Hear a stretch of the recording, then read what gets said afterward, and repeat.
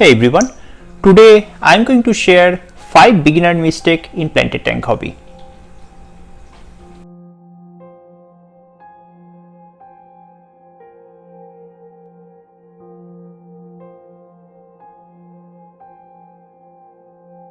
Mistake number 1. Starting your planted tank without knowing your water parameter. I have seen many hobbyists try to start their planted tank without knowing what kind of water they are using in their planted tank. There are two parameters that you must know before trying your first planted tank venture. The number 1 is TDS, which stands for totally dissolved solids, and number 2 is KH or carbonate hardness. Now if your TDS or totally dissolved solids parameter is above 500 ppm or your carbonate hardness is more than 5 dkh, you will have very hard time growing most of the aquatic plants. There are plants who can thrive in this water parameter, but still overall you will suffer a bit to grow plants in your planted tank. So my first suggestion to beginners will be to know these parameter values before jumping into planted tank venture. Most of the beginner make this mistake. They simply don't know what kind of water parameter they have and they start their planted tank, and after that they suffer. The ideal value for TDS for your planted tank should be 120 ppm and KH should be between 2 and 3 dkh.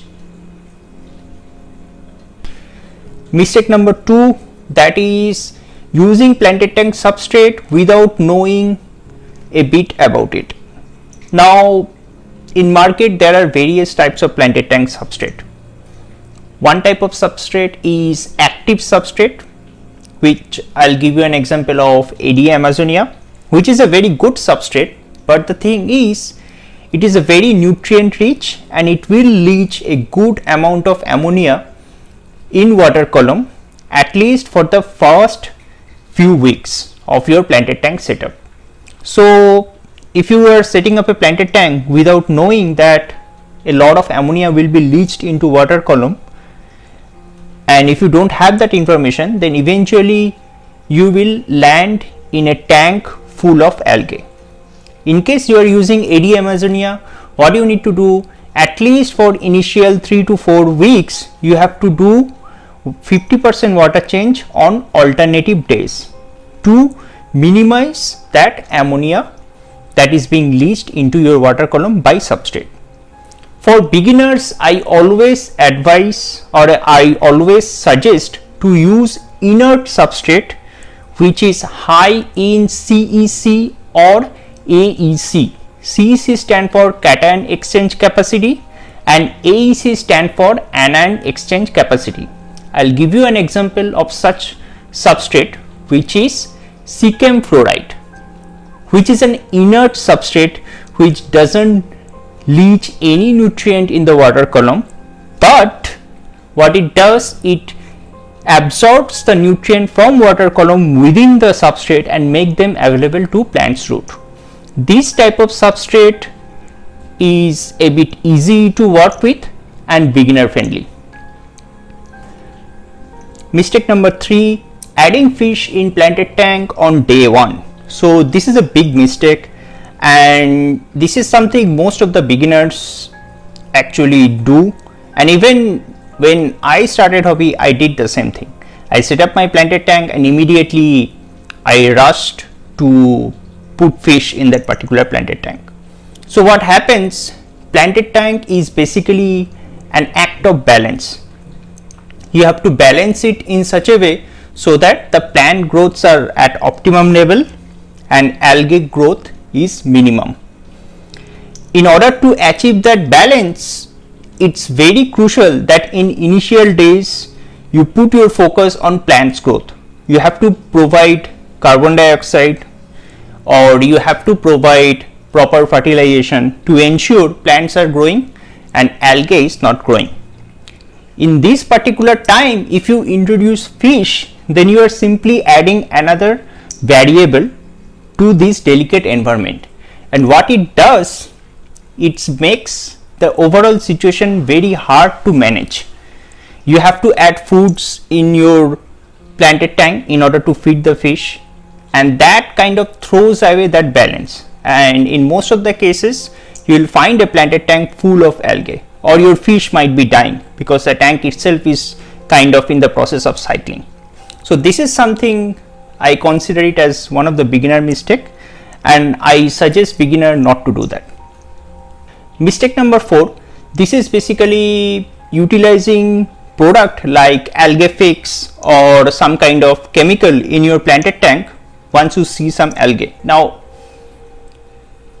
what I am against for this particular case is you should know what exactly you are putting into your aquarium. Without knowing much, if you just see a particular product which is available online and you see it's going to kill all the algae, you just purchase it and you pour it in your aquarium, this type of approach is not suitable. What it does, you don't know what exactly it will do. Without knowing much, it will throw off the balance of your planted tank.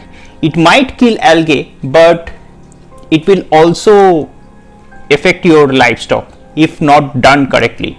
So this is, as per my understanding, the 4th mistake that beginners will do. They will rush into purchasing some kind of quick fix, quick remedy to fix the algae problem. My suggestion is to prevent yourself from doing this type of activities, rather focus to balance your tank in a natural way.